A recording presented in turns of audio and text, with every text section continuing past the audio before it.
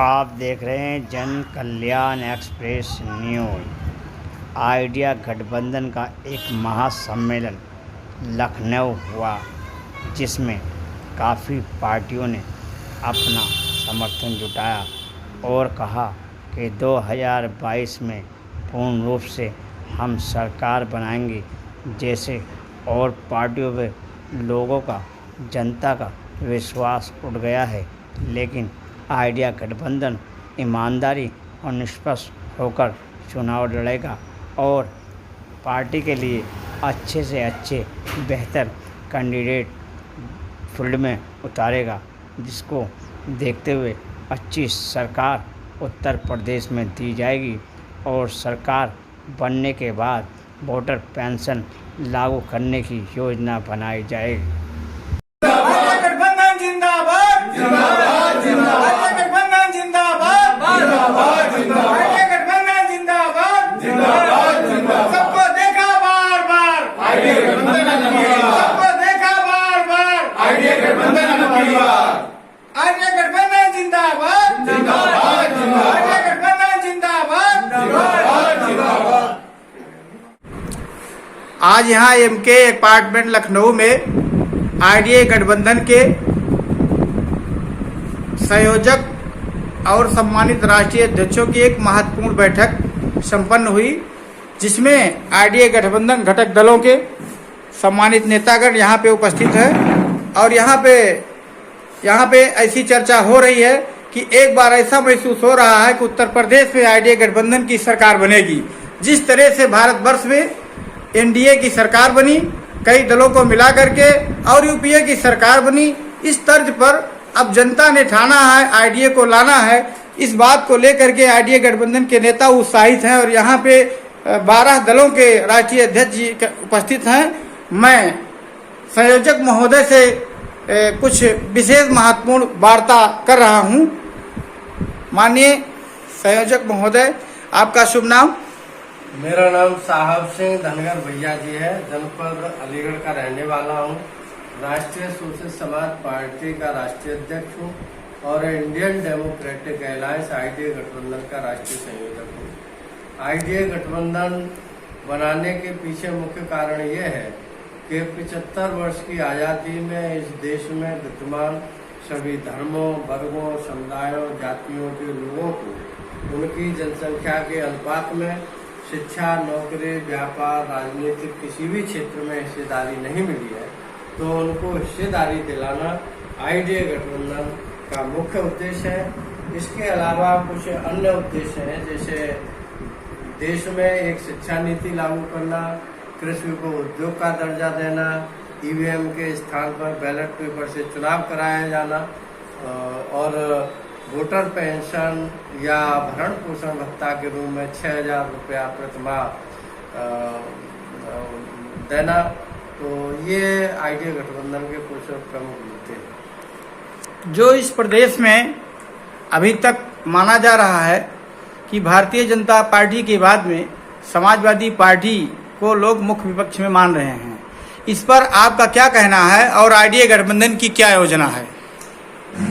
आज के वर्तमान हालात उत्तर प्रदेश के ऐसे हैं कि चाहे वो एनडीए गठबंधन हो, चाहे अखिलेश यादव हो या मायावती जी हो, ये और कांग्रेस तो बहुत पिछड़ी हुई है, तो इन तीनों में से किसी की हैसियत ऐसी नहीं है कि उत्तर प्रदेश में 150 सीटें भी ये जीत पाए।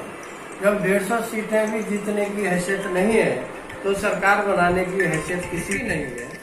और आइडिया गठबंधन जो अपना प्रयास कर रहा है SC, ST, OBC माइनॉरिटी के राजनीतिक दलों को, सामाजिक संगठनों को इकट्ठा करने का, और जिसकी आबादी इस देश में और प्रदेश में 90% है, यदि हम इन SC, ST, OBC माइनॉरिटी के राजनीतिक दलों के अध्यक्षों को इकट्ठा कर पाते हैं, तो 2022 में निश्चित रूप से आइडिया गठबंधन की सरकार बनेगी और सपा, बसपा और भाजपा जो एनडीए गठबंधन है, ये बहुत पीछे रह जाएंगे। तो ऐसा हम लोगों का मानना है। आइडिया गठबंधन पूरे प्रदेश में अकेले चुनाव लड़ेगा या आप किसी समान विचारधारा के दलों से गठबंधन कर सकते हैं?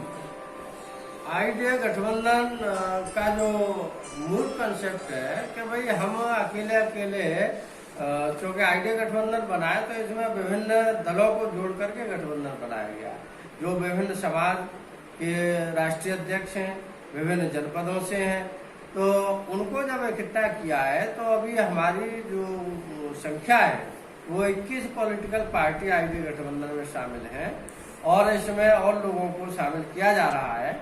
और कुछ साथियों ने गठबंधन और बना लिए हैं, उन गठबंधनों को भी साथ में रख करके एक सबकी सहमति से गठबंधन का महागठबंधन बना करके उस पर भी हम लोग अपना काम कर रहे हैं। तो आपने ये ठाना है कि यूपी में आईडीए गठबंधन का मुख्यमंत्री बनाना है जी। तो इसमें भाई तमाम पॉलिटिकल पार्टी जो संगठित की गई हैं तो उनको इकट्ठा किया जा रहा है और लोगों से संपर्क किया जा रहा है। और जब ये लोग सब सहमत हो रहे हैं सैद्धांतिक रूप से, लेकिन औपचारिक रूप से अभी इकट्ठा नहीं हो पा रहे हैं, देर सवेर औपचारिक रूप से भी इकट्ठा होंगे। तो जब इकट्ठा होंगे तो निश्चित रूप से आईडी गठबंधन की सरकार 2022 में बनेगी। यानी ये माना जाए कि आप 400 आईडीए गठबंधन 403 सीटों पर तैयारी कर रहा है।